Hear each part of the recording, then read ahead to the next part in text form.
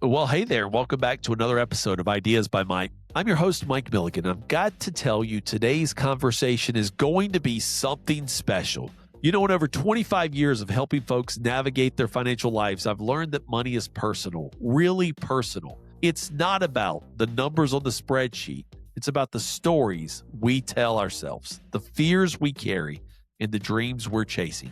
Today, I'm talking with someone who gets that better than just about anyone. Ashley Quamme is a licensed marriage and family therapist who's taken her expertise in understanding people and relationships and brought it right into the heart of financial planning. She's the founder of Beyond the Plan, where she works as a financial behavior officer, helping advisors like me understand not just what our clients need financially, but why they make the decisions they do. Here's what I love about Ashley's story. Finance has been in her blood from day one. Her dad's a CPA. She was born on April 15th, which is tax day, and she's married to a certified financial planning professional. Guys, if that's not destiny calling, I don't know what is. But what's really drew me to have this conversation with Ashley is that I've been preaching something for years. We're all living a one-of-a-kind life, which means we need one-of-a-kind approaches to our money. See, Ashley helps advisors move beyond the cookie-cutter plans to really understand the human being sitting across from them, either on a Zoom call, a dining room table, or your conference room table in your office. So grab some coffee and settle in. Let's dive into a conversation about going beyond the numbers to create financial plans that actually work for real people living real lives.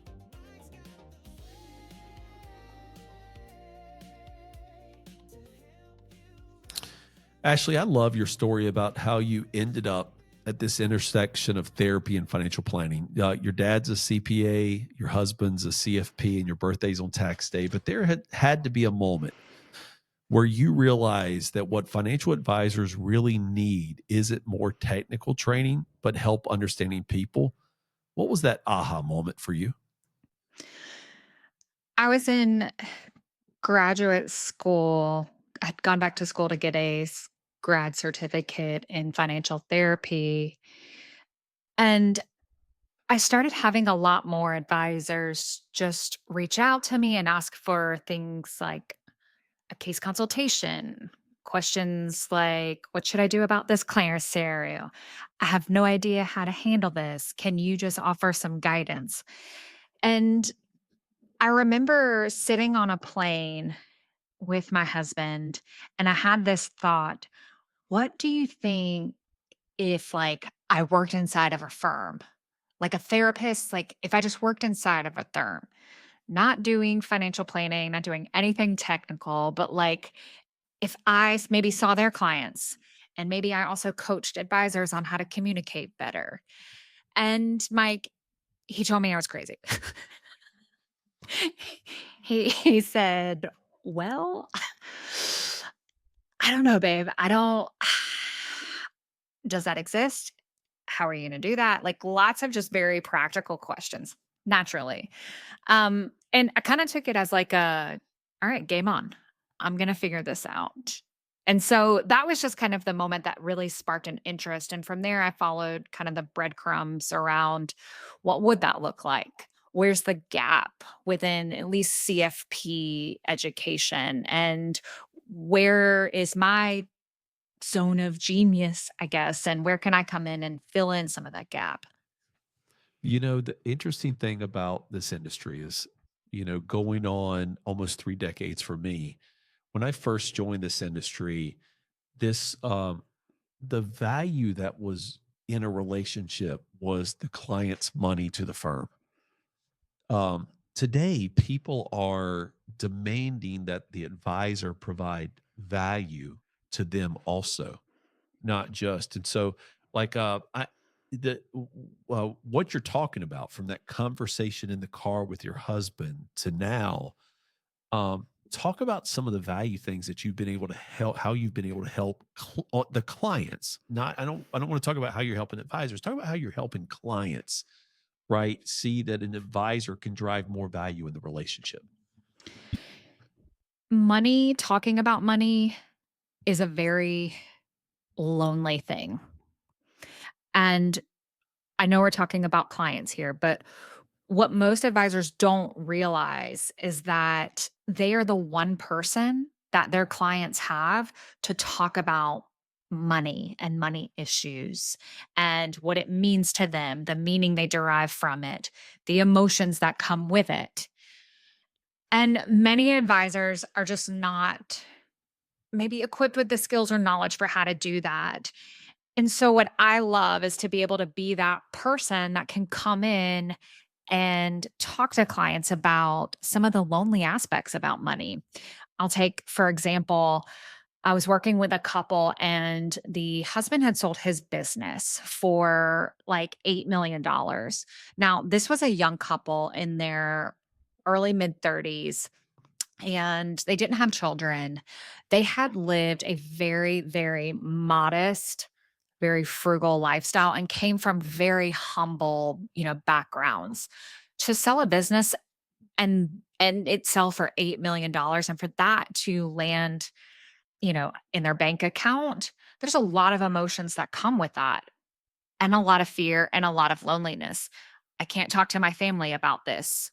How do we change as people? Like, we can afford now to actually buy a home and a nice home. And what does that look like? And how do we do that?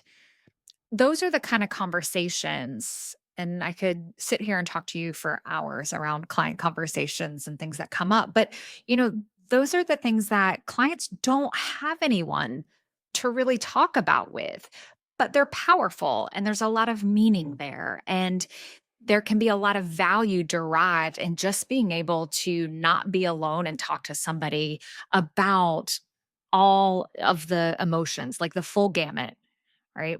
I'll say more positive to kind of the more negative ones and how that impacts you and your life and even your family. Well, you said that we could talk for hours about these. I mean, you often say it's rarely about the numbers. Um, Maybe give us one or two other small examples of um, where you could paint a picture for our listeners of what this looks like in real life, because most people don't get this feeling that they can talk to their advisor about numbers. Most people feel like their advisors just talk numbers down to them. But like there's real power in understanding that from a client standpoint, that you have the ability to speak up and demand something more because you do need to get more value, like I'm talking about. Uh, but give us a few more examples how it's really not, it's rarely about the numbers. So I had a couple and they were in their early 60s and looking at retirement. And this couple had accumulated quite a bit of wealth. The husband was a lot more comfortable with spending. The wife was not. And that's a pretty common couple dynamic where one partner is more comfortable with spending and the other is less than comfortable. Right. And so, the wife in this scenario, she had some chronic, mild, like medical issues. But the couple loved to travel and they loved being able to go out and do things. And that's what they wanted to do for their retirement. But in thinking about travel, it was associated with physical pain. And in order to do that, the husband was like, "We can fly business class." Like, we have the ability to pay for that and to pay for maybe transportation to help us and to for those kind of accommodations, right? She viewed this as more of a luxury. And there was a lot of emotion that came from that, right? Like, we're being wasteful. We don't need that. What if we spend all of our money, because we want to fly business class? That's also not who we are as people. Like, we're not business class people. How that manifested and what it looked like, at least with the advisor and the advisor conversation, is that she would just kind of shut things down and avoid talking about spending altogether, and would really push things off. And it created some tension between she and her husband because he didn't really understand what was going on. And the advisor just kept saying, "But you have enough. Like, it's okay. you can spend. Like, go enjoy yourself. Statements that are encouraging, that are really nice, but unfortunately, like, not helpful or really getting to the root of what's going on. And so, my work kind of with that couple was to really understand what's below the waters for each of them, more specifically for the wife in that scenario, and what's behind that resistance or fear around spending. Well, We I were able to do that. Sorry, go yeah, ahead. and actually, that story you're telling me is like a story here, right? Because people get advisors label folks as savers or spenders, like you started telling that client story. And like when you have a couple and you don't know which is the saver, which is the spender, especially if they've got money, because one of them has been the disciplinary in that time. It reminds me of a story, and I've told this on the podcast way back, where I met a 67-year-old woman who had never been married before. And she's getting ready to get married to a 50-year-old man, right? Because she finally found the love of her life. But I asked her, why do you have so much money in the bank? And she shouldn't have that much money in the bank if you think about like what her income is. And she said, well, I just love seeing the money. And then we kept going 2, 3 meetings later. And she said, Mike, I want to tell you why I really have money in the bank. And she said, because you've asked me about it multiple times now. It's because when I was 7 years old, I remember coming home from school and my parents putting me to bed because they didn't have enough money to feed me. And see, that's like the deep emotional connection that people never feel about their money, right? Like if people don't go back and get this question answered, what's your first memory of money? It's really hard to have positive relationships with money. Is that kind of been your sense when you've been brought in to talk to clients also? Yeah, I explain it or do more of an exercise like around a timeline Yeah. because it's more than just what the earliest money memory is. For example, my earliest money memory is stealing a lipstick from the grocery store when I was like 4 or 5 years old. And my father taking me back to the grocery store, the CPA, and saying, you need to apologize. You have to pay for things with money. You can't just take things, right? And that's my first really memory. To your question, though, like I like to do more of a timeline. So let's go back and look at your life from your earliest memory and let's look at it through the lens of money. What were the positive experiences? What were the more neutral ones? What were the negative ones? And what were the, thoughts? What meaning did you make out of it? What were the like lessons that came out of it? And how is that playing a role in terms of how you think, feel, and do money presently? Right. That's an amazing way to think about it, right? Because I will, you know, um, and guys, I'm here having a conversation with Ashley Quamme. Thanks for tuning into the Ideas by Mike podcast. She is bringing a perspective to us today that is genuinely unique in the sense that in Beyond the Financial Plan or beyondthefp.com is her website. She's bringing something to the table that is a little bit different and much needed in the financial planning world. And so, Ashley, thank you for that. We as planners know when we have created the perfect plan, right? Just ask any of us. We'll tell you, right? On paper, it looks great. Like, and we'll say the client should do X, Y, and Z, but the client doesn't follow through. And because although the plan's perfect, the client doesn't sense it. So, from your perspective as a therapist, what's really happening in those moments and how can advisors approach these situations different when they have the perfect plan but nobody's actually following through on it? Well, the perfect plan for the planner, as you kind of said, may not be the perfect plan for the client. And or maybe it is.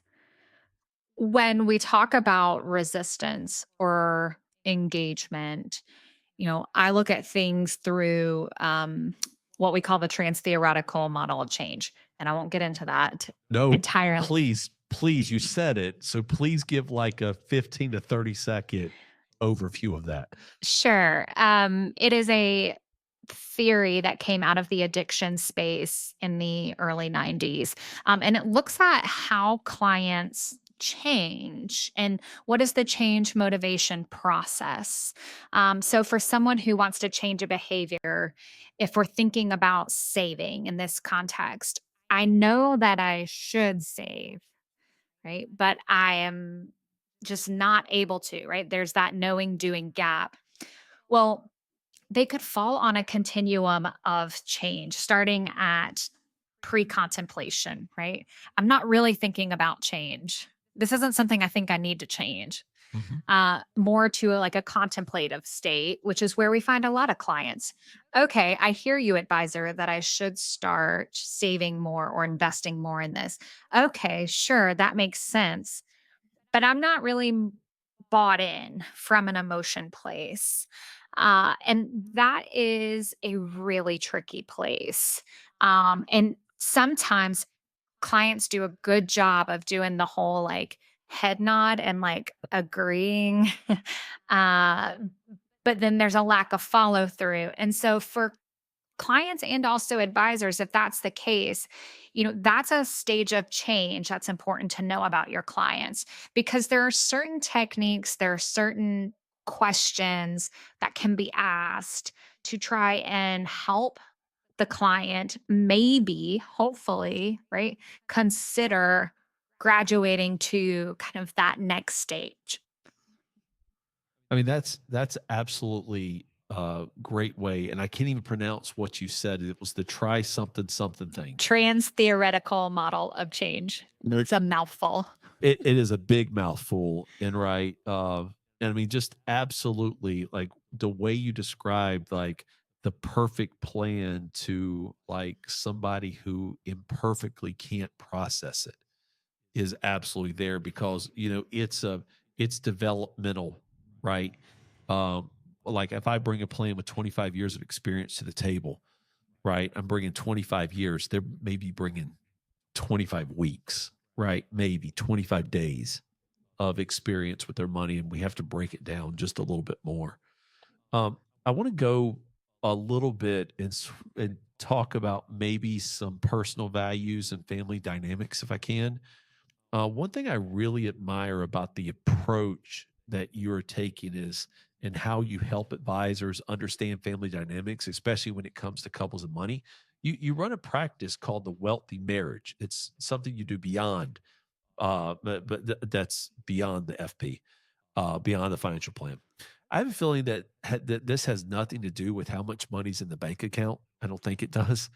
I think what does a truly wealthy marriage look like when it comes to financial decisions? Yeah, it's a personal journey, I think, for myself too. But in helping clients, uh, I look at this in terms of domains, in terms of what constitutes a wealthy marriage. Because you're right, it's not just about how much is in the bank account.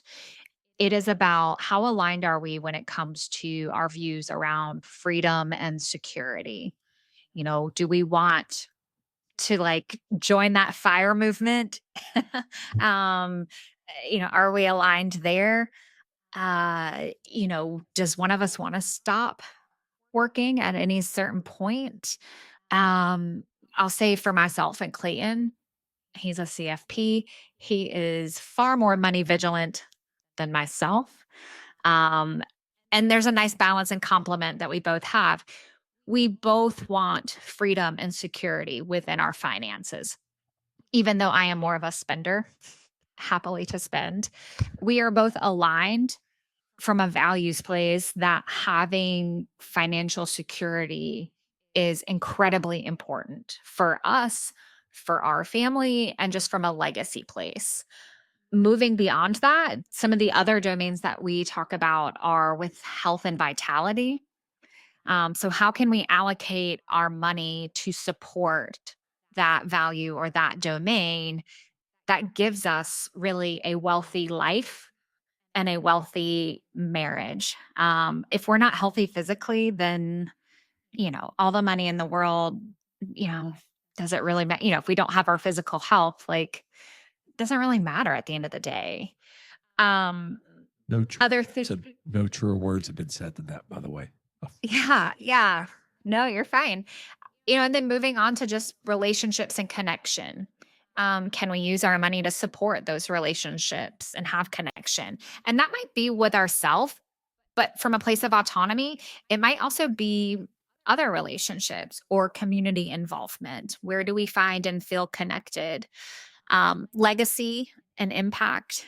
Are we aligned there around what kind of legacy or what kind of impact do we want to have within our family system, but maybe even beyond that as well? Right. Do therapists and financial planners argue about money differently than the rest of us? No, we argue probably just the same. In fact, it's even worse because we both know the things. like, Right. and sometimes even sarcastically, my husband will say, listen, that eye rolling thing that you just did, that's a no no. Right. I I'm love like, oh, dadgummit, you're right. Right. I forgot to tell you that in my past, I've got this story about how I got into the business, and it's related to my grandmother, how she had a collard sandwich business, and that's how I found out about entrepreneurship and like how you treat people with love, and you're not selling a product, you're selling love. And so it's this whole story back from my 11 until I got into the business when I was in my 20s that I always refer back to, because money is about values and purpose and the impact we want to make with it.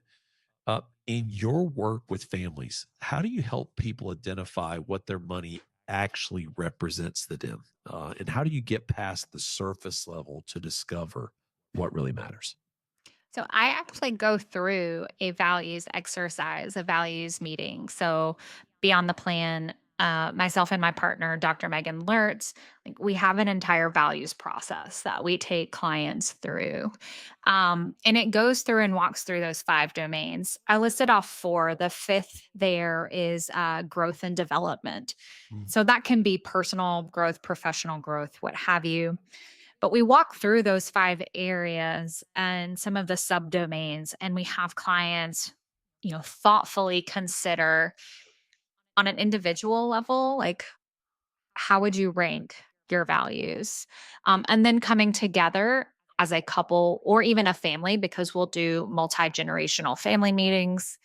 Like, how can we identify what the family or couple's values are? And what does this mean then for our quote unquote financial plan?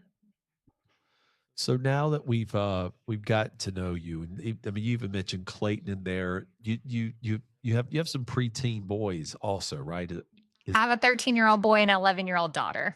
Okay. And so, I mean, you are running around like crazy with those kids, like with running multiple businesses that are great. And I want to create some space here for you to do something. I want you to brag about yourself and the companies you're creating. Because one of the things I don't think we do is celebrate enough women who are making a difference in the financial plans for clients on a basis. So I want to give you a space just to talk about, if there's been struggles that you see in the financial planning world, if there are things that you think can be solved easier that aren't being solved in kind of this one size fits all world, I just want to give you like a podium here and just say, and I want you to talk to, the 65-year-olds just thinking about retiring first. And then I want you to talk to, if you don't mind, talk to the 35-year-olds, or like the people that maybe have, kids in elementary school who are just trying to find time to do financial planning. So the podium is yours, Ashley. Yeah, I have said before that I think even more so now than I ever have believed that having a role like mine, a financial therapist, a financial behavior specialist, a financial psychologist inside of every financial firm should be a must. And that is because money, meaning, and emotions are intertwined. They are 2 sides of the same coin. For that 65-year-old, you may have the technical side of planning done in really good shape. Maybe it's not in good shape. And the technical side of planning is incredibly important because it provides really the direction or the steps right? For how are we going to get there? The meaning and the emotions, the values, the, um, you know, all of the other things that are on that other side of the coin, they're really that North Star. And we have to be able to figure out, like, okay, what is our North Star? And once we figure that out, then the math, the technical side, supports us in how to get there. So for the 65-year-old individual couple who hasn't quite figured out what that North Star is, take some time to do that. Yeah, you might be 65, but what does money really mean to you now at 65? And how do you want to allocate those resources to support a life well lived, for the next 30, 40 years? I'll be honest, Mike, like I would say the same thing to a 35-year-old couple. The only difference is that you have to make time. There is no time. Look, both of our kids are in travel sports. Clayton and I run businesses. I have two businesses between the clinical practice and the consulting practice. We are doing travel sports, involved in our communities. Most of the time, we have a social life. But We have to make time. Yeah, most of the time. Like, time doesn't just show up on our calendar. We have to get really intentional. So for that 35-year-old couple, there's never gonna be time. You have to just decide that we're gonna make the time and prioritize it, maybe above a few other things. right. That's absolutely great advice because, like, in order to live the one of a kind life we're all deemed to live because we're all unique individuals, you have to find time for money because otherwise money will control you.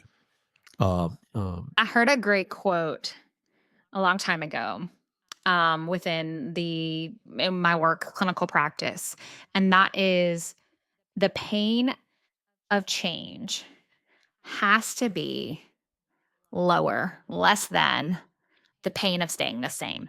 Or you can say it the other way around. The pain of staying the same has to be greater than the pain of change. Staying the same, right? And having the same problems, the same issues, there's some pain associated with that, right? There is. And so that pain has to be greater than the fear, uncertainty, or pain of making changes. Well, I want to give an example of that, and then I'd like for you to give an example if you don't mind. Okay. So, like, for instance, I'm going to give a financial example, and if you can give like more of an emotional example. So like here's an example right now, right? Um, Interest rates are going down, and people who are living off of interest rates, right? The income that comes off of interest rates are seeing income come down. So imagine you have $1 million in the bank. It was earning 5% a year and a half ago. You were using the $50,000 to live off of. Now, because of the Federal Reserve bringing down rates, maybe now rates 3.5. So it's 35. You hate that interest rates are coming down because your income's going down. But you also hate annuities, right? Because of annuities have a bad rap. But like there's this thing out there called a MIGA where you can earn 5% interest on it and your income could be 50. So the problem is you hate that interest rates going down, but you hate MIGAs. Well, in that financial sense right there, which one do you hate more? Do you hate income going down or do you hate the company? That's really what you were meaning, right? Yeah. Yeah. Yeah. Yeah. And so like what's the emotional side of that? What's something like that you see on the emotional side when it comes to that? Yeah, so I've worked with a client or a couple, and their lifestyle was becoming more expensive, and their level of spending, right, was increasing to try and keep up with that lifestyle. And there were some serious changes that needed to be made to include selling their house, this quote unquote dream house that they had renovated and built, but it was so beyond like really where they could afford from like a cash flow standpoint. Selling the house and downsizing, getting a lower mortgage, right, would actually help being able to fund their other goals like 529 plans for their three kids. It would alleviate the stress of, that cash flow really being negative. And we went for a couple of rounds. And when I say a couple of rounds, I mean like 18 months of like, no, we don't want to sell the house. No, we don't want to sell. No, no, no. We can do this. We can do that. But no, we don't want to sell the house. Even though selling the house was the obvious answer here. After 18 months, the couple got to that place where they were like, it's making me sick. The stress of this is making me sick. I'm seeing like our, we're not able to invest in like our savings and like our retirement. And this is making me sick. Okay, we're ready to sell the house. Wow. I mean, I could see multiple problems exist. Which one is more powerful? Right. And, so thanks for going through that exercise with me, because I don't think people think about that.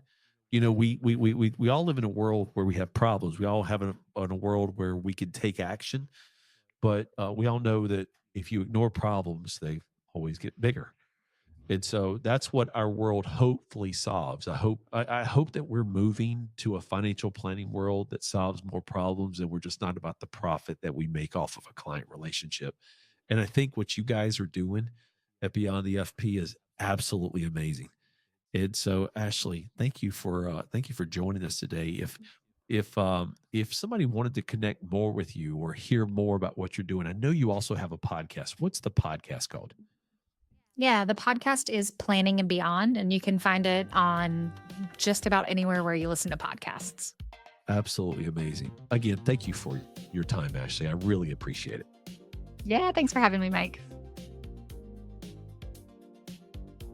Thank you for logging in and listening or watching to another episode of Ideas by Mike. If you want to learn more about my firm, One Oak Financial, please visit us on our website at www.oneoakfinancial.com. That's the number oneoakfinancial.com. If you enjoyed this podcast, you could help me by liking it, subscribing to our channel, and telling others about what we're doing. See, guys, we're looking to change the game. And that game is about making financial planning more about you. Until next time, this has been Mike. CFP Board owns the marks CFP, Certified Financial Planner, and CFP in the United States. As a reminder, Mike Milligan's Certified Financial Planner is an investment advisor representative of Advisory Alpha LLC, an SEC-registered investment advisory firm. All opinions expressed by me or our guests are solely our own opinions and do not reflect the opinions of Advisory Alpha. This recording is for informational purposes only. It should not be relied on for investment, tax, or legal decisions, and it's in no way intended to communicate or guarantee specific performance or suitability of any security instrument or product, as we may have discussed. Investment advisory and financial planning services offered through Advisory Alpha LLC, a registered investment advisor. Insurance is offered through Ideas by Mike, a Virginia-based LLC, here to serve you in all 50 states and the District of Columbia.